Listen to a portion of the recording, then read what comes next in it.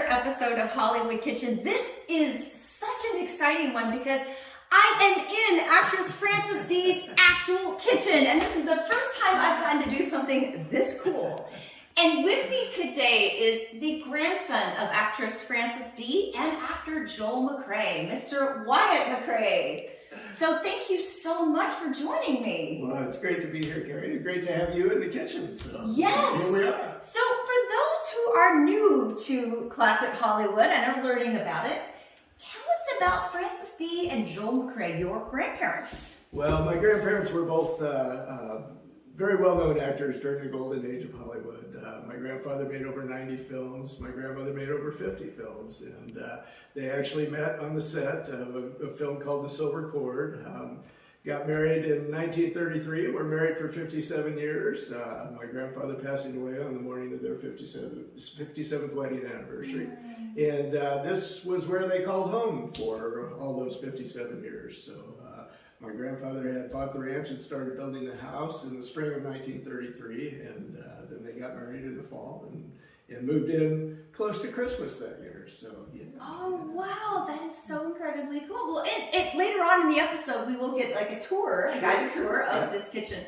There's so many questions I have to ask you. First off is, how did you first discover that they were movie stars? How did that first kind of dawn on you? And what films of theirs did you first watch? That's a great question. And I was a bit of a slow learner, I guess. And I've told this story to a few people, but it wasn't really until the 4th grade when I walked into school one morning and my teacher said, "Oh, we really enjoyed seeing your grandfather on TV last night." And I had watched the same film on TV the night before, but I thought, wow, other people watched it as well. So the light bulb went on. Oh, he had another career, because I knew him, number one, as my grandfather, but as a rancher primarily, because that is what he really loved to do. He always joked that he only acted so he could afford to ranch, which is what he loved to do. And he loved animals and that sort of thing. And my father ran a couple of ranches that my grandfather had when I was a kid. And so he was always with us when we were working cattle or riding horseback or whatever the case might be. And so I kind of knew him in that vein. And then my 4th grade teacher kind of opened the door that, hey, he had this whole other career. So that's what it kind of dawned on me. Now, it was much later with my grandmother, because she had kind of given up Hollywood, after raising her family or started to have the kids. And so it took me a little longer with her, because I really didn't realize until probably in my high school days the impact that she had on Hollywood and what a great actress she was. And had she not given up her career to raise her family, I think she would have been as big as any of her contemporaries of the day. There's no question about that. But yeah, that's how the wisdom came about for me. What are some of your favorite films of your grandparents? Because they both worked with some of the top directors of the day, the top movie stars of the day. Like, what are some films that stand out as your favorite? Well, so, some of my absolute favorites are the ones they made together, and they made 2 together before they were married and 2 after they were married. And Four Faces West, which was the last one they made together, is one of my favorites, because you can just see the emotion in their faces and in the love they had for each other at that point in their marriage, and just the compassion they had and the respect they had for each other. But individually, I mean, my grandmother made a lot of great pre-code films. Some that were a push for her, I think, as an actress. But Blood Money is one that stands out for sure.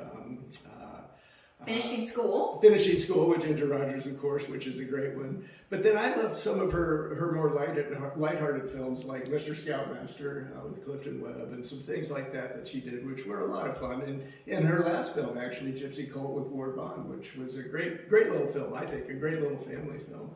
My grandfather, of course, I mean, he did some of the biggest films of his day, really. I mean, Foreign Correspondent, Sullivan's Travels, just wonderful films. And non-Westerns, a lot of people remember him for his Westerns, but he did a lot of comedy and drama early in his career. And Palm Beach Story is a great one, of course, Preston Sturgis films.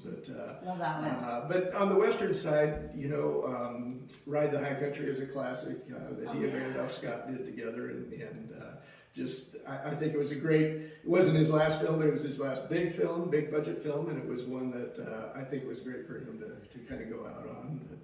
But he did a lot of Colorado Territory was one of my favorites as well. So with Virginia Mayo, and you know, he worked with everybody there was to work with, and did a lot of great pictures, no question about it. And a lot of these movies, by the way, guys, are on Turner Classic Movies, on DVD. They are not hard to find, so please seek them out. Thank goodness for TCM. Yes, we love TCM. We do love TCM. So, question for you also. So, 1933 was a big year. That was the year he bought this entire ranch that we're in right now. That was the year he met and married Frances Dee. Right. So that was a huge year in his life. Talk to me about his friendship with Will Rogers, the famous comedian and humorist of the day. Well, Will was my grandfather referred to him as like a second father to him. I mean, that was the kind of relationship they had. Will had a big influence on my grandfather's life, and you know, Will asked him one time, "What are you going to do with the money you're making in Hollywood?" And my grandfather said, "Well, I hope to buy a ranch someday." And Will said, "Don't wait for someday." He said, "If you do, you'll end up like all these other actors. You'll buy a big car, you'll cruise up and down Hollywood Boulevard, winking at the girls, and you'll have nothing left in the end." and so he said, "If you want to buy a ranch," he said, "you got to do it now." And my grandfather said, "Well, I've looked at a few. I found one that I kind of like, but I don't have enough money to buy it." And Will said, "Do you have enough money for the down payment?" And my grandfather said, "I've got some saved." And Will wrote the name of his banker on the back of his business card and said, "Go talk to this man." And the next day, my grandfather had the loan to buy the ranch, just based on a handshake in a business card from Will Rogers. But they made two films together, Business and Pleasure, and then another one called Lightning. And Will had wanted to have my grandfather in more of his pictures, but of course he had an untimely passing in 1935, and that kind of put a damper on that, obviously. But they were very close. My grandfather spent a lot of time at Will Rogers' home in the Palisades. I've been there, which interestingly enough, that is completely open to the public. You can take tours and see it. So I love that both these men had a dream, and that dream still exists today in these ranches. You will see a lot of, in this house that my grandfather built, there are a lot of characteristics from Will's home that I think my grandfather saw when he was there, and kind of he liked Will's simplicity with things, the country feel, and so you will see a lot of the same, light switch plates, various things that I think my grandfather got the idea from Will's house. But yeah, it's they had a very, very close relationship, and he had a big influence on my grandfather's life, no question about it. I was going to say, this ranch is roughly about an hour north of Los Angeles, and it feels like a different world. Like, I kind of feel like I'm in a different planet right now in a really good way. It is a different world. You know, people ask me, how long do you think it took my grandparents to get to town when they had to go back in the 30s? And I said, well, it was about the same as it is now, but it was gravel road back then. Now it's just traffic that holds things up, you know. So, but it is a different world out here, as a family, we made the conscious decision to kind of give what was left of the ranch to our local park district, so that everything surrounding the bulk of the ranch and everything surrounding the buildings will remain as open space. So you still have that 1933 feel here. I mean, when you come here, you don't hear the traffic, you just hear the birds, and it's just a very peaceful, relaxing setting. There's no question about it. Oh yeah, it's so different than what we came from this morning. My other question is, when they, of course, made movies, very long hours, long days, did they have a crash pad in Hollywood where if they're working a long day, they can just crash there and then come up to the ranch, say on the weekend? They did. Early in their marriage, when they were both working and both working pretty prolifically, they would either rent a house in town, either in Beverly Hills or Santa Monica or somewhere there, and stay in town, and they would come out here on the weekends. As the kids came along, they started, of course, my grandmother started scaling back her career, but they started spending more and more time here. But in the early days as well, a lot of the studios had little bungalows on the studio lot, and so they would stay there if they were just in for a week or a day or a couple of days or whatever the case might be. But yeah, it was a long drive then, and you worked long hours in those days, so you didn't want to drive home at midnight and have to be back at the studio at 6 in the morning, so they would stay in town on a fairly regular basis. Yeah. You know what always amazes me about them is they seem to be one of the rare Hollywood marriages that worked. Because you constantly see stars that are married 5, 6, 7, 8, 9, 10 times, had scandals, had affairs. There's absolutely none of that surrounding Frances D and Joel McCrea. They seem to be rock solid, happy, and that is a rare, rare thing. How did they make that work? You know, for 57 years, it's a rarity in a lot of marriages, not only Hollywood marriages. Yeah. But they both attributed really the ranch to being kind of the grounding of their relationship. I mean, it always kind of brought them back to ground zero. And like any marriage, I mean, it had its challenges. They had their ups and downs, but they made it work. And you know, I think it was just because they were out of that Hollywood spotlight. I mean, they would go to the big affairs if they wanted to, the big Hollywood parties and that sort of thing. But that was neither one of them. That was not their their bailiwick, so to speak. I mean, that's not what they love to do. They would rather be out here and be more peaceful and more relaxed than having to put up with all the hullabaloo that went on in Hollywood. But I think that's the ranch is a great deal of what made their relationship work, because it gave them common ground, and you were a long ways from a lot of different things, and you had to kind of fend for yourself, and you had to rely on each other to make that work. So that's my feeling, is the ranch had a big influence on the relationship lasting for 57 years, no question about it. Well, and reading about them, another thing I noticed is that they seem to be very much of a part of the Hollywood community, even though they were up here, because a lot of stars also wanted to get out of Dodge, as it were, and came up here for visits, right? Yeah, they did. I mean, Gary Cooper came out on a fairly regular basis. This was he was probably my grandfather's closest Hollywood friend, and of course Gary loved the outdoors. He was a big outdoorsman. He loved to hunt and do various things like that. And my grandfather kind of gave him the run of the ranch, so he loved to come out. And of course Hitchcock loved to come out, and he loved the fresh eggs and the fresh butter and the cream that my grandfather had from the milk cow here at the ranch, and so he loved those kind of things.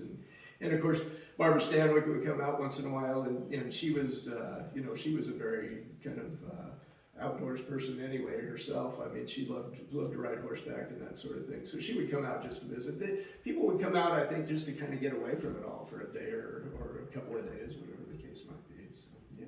That makes And this was a good place to go. So yeah. Yeah, it makes sense. I mean, it's literally an hour north of LA, but That's an right. entirely different world. Well, and my grandfather, I tell people, he was raised in Hollywood. His house was at 7755 Hollywood Boulevard. So he met a lot of actors, producers, directors as a kid growing up, and people like Chaplin and Douglas Fairbanks, Mary Pickford, people like that he met as a young person. And so he grew up in Hollywood. He knew a lot of those people, and of course, coming up with the industry, Cooper, Randolph Scott, all those people, they were all, my grandfather, they all started at the same time, so they all kind of knew each other. So, coming out here, it was kind of like coming to visit a friend. I mean, when they would come out, or when he would see them in town. I mean, they knew each other for decades, and it was just kind of comfortable for some of those people to come out, and they didn't feel like they were going to, have camera people around or whatever the case might be. And they didn't have to put on their finest clothes to come out here. I mean, there was no show going on here. No glare of the spotlight. Exactly. None at all. Exactly. None at all. So it seems too like they were very entrenched with the local community up here that had nothing to do with Hollywood, the farmers, the ranchers. Tell me about kind of that relationship and how that evolved. Well, it started early on, because while my grandfather had worked on ranches as a kid during high school, his father had some friends that had a ranch out near Tehachapi, so he would go out there. Those are kind of where some of the roots of his love of ranching came about, and why he kind of wanted to have a ranch. And that was from the time he was a young boy. But that relationship with the local people started early. I think number one, some of them were infatuated with him being an actor, but he was very down to earth and never came across as being better than anybody else or making any more money than anybody else. He was very unpretentious in that regard. Both of them were, actually. So he would actually go to them and ask for advice on cattle or horses or crops, that sort of thing. So they gained kind of a mutual respect for him, that he wasn't somebody moving in here telling them what to do, changing their world. He was trying to adjust to their world.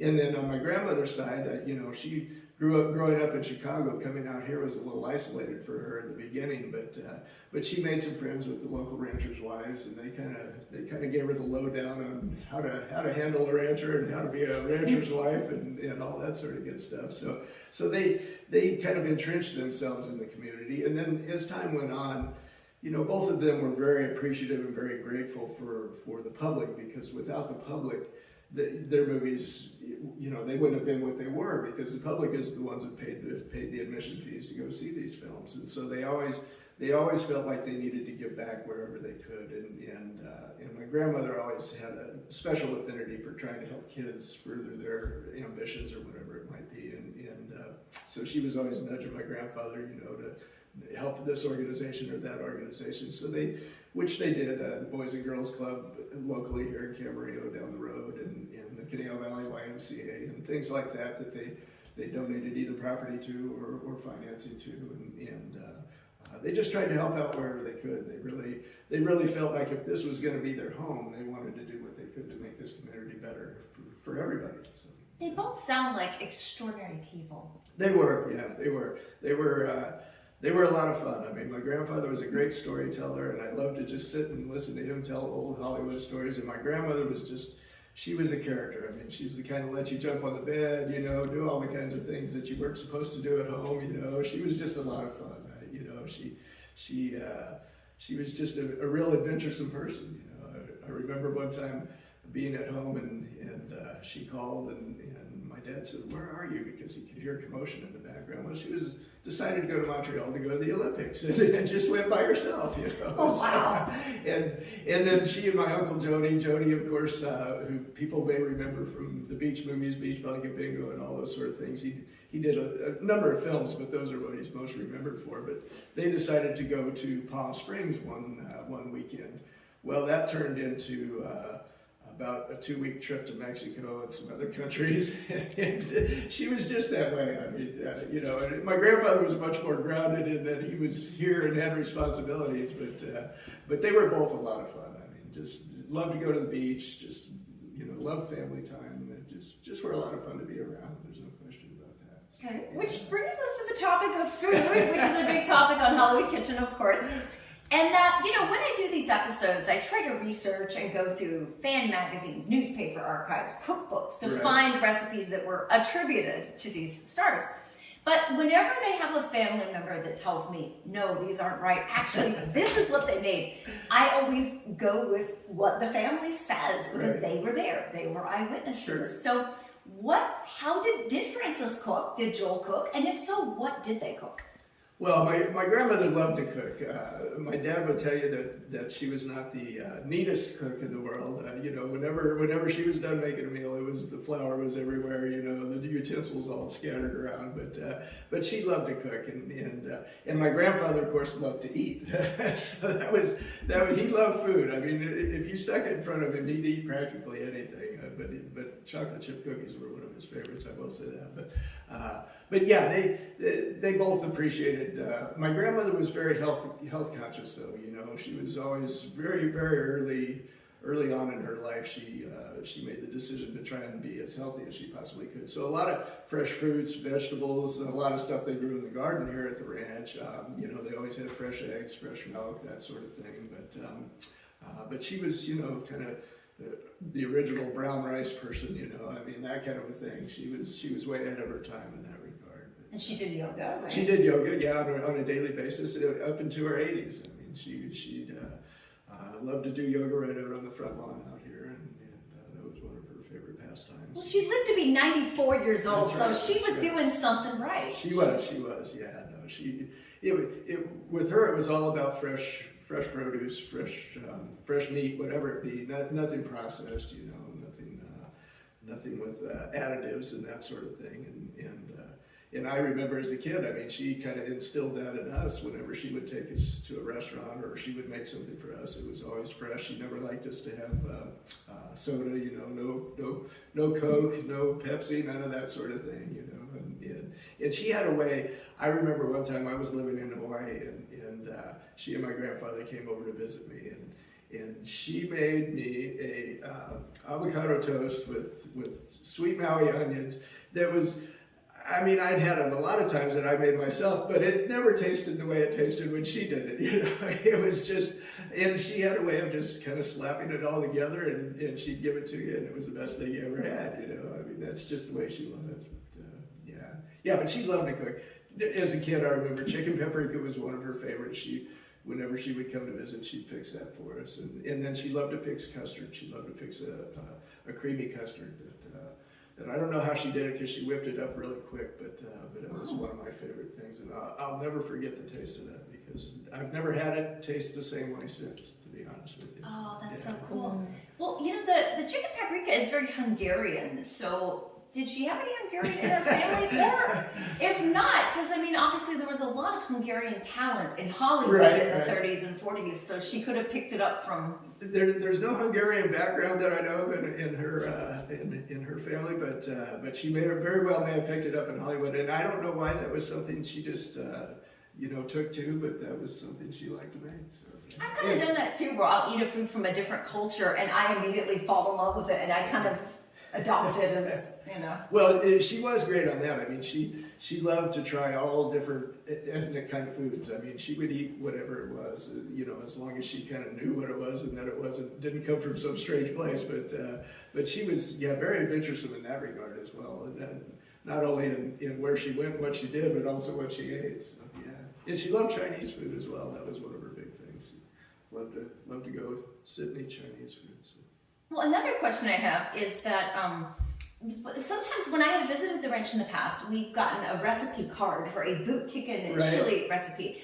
Did she make that, or was that something that they would have made for a lot of the people that worked on the ranch? Or no, she did make that, but it would be something that she would make for the kids when they were younger, or the boys as they were growing up, because it was something easy to make and quick to make, and healthy. I mean, nutritious for them as well. So yeah, no, she would whip that kind of thing up pretty quickly as well. So. Excellent, excellent. Well, if you had to pick one or two films for people that are maybe new to Frances and Joel, what would you recommend?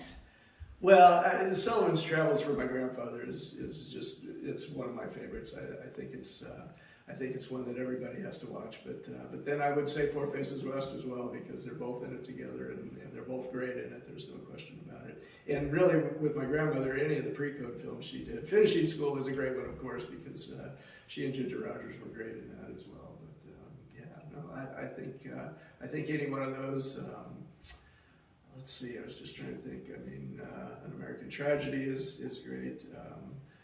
But then, like I said, I like Mr. Scoutmaster, and there's a great one that she did called Happy Land with Don Amici that I think is a great film. Any one of those, I mean, they're all great. In the summertime, up here at the McCrea Ranch, you guys have outdoor screenings. We do. Yes, if anybody can get to the Los Angeles area, you can come outdoors and talk about those screenings and events. It's a lot of fun. You guys can go to McCreaRanchFoundation.org to learn more and to kind of keep up with our schedule. But yeah, I have a big 20-foot blow-up screen, and we can get about 100 people on the deck, and it's just a lot of fun to do it outdoors. So far we've been doing it for about 9-10 years now, and we haven't had to repeat a film, I don't think. So that's although we will at some point, I'm sure. But it's just a lot of fun to be outside under the stars. A couple of summers ago, we were showing a Western. I can't remember which one it was of my grandfather's, but anyway, in the film, there was a horse neighing, and our horses started to neigh. Oh, sorry about that. That's okay. This is a picture, by the way, of my grandfather in the kitchen here, and you will see a lot of the same furnishings in the kitchen. So anyway, the stove that this is on is the one he's sitting next to. Oh, so anyway, not to digress, but back to my story. So my horses started neighing back to the horse, and it was just a lot of fun because the audience is looking around at each other going, is that real? Or where? Is it surround sound? You've got a horse providing some of the soundtrack. Yeah, so it's just a lot of fun, and we hope you guys, if you get a chance, to come out and check us out. It's a lot of fun. Well, this has been so much fun chatting with you. So what we're going to do in a minute, we're going to take a tour of the kitchen and part of the ranch house.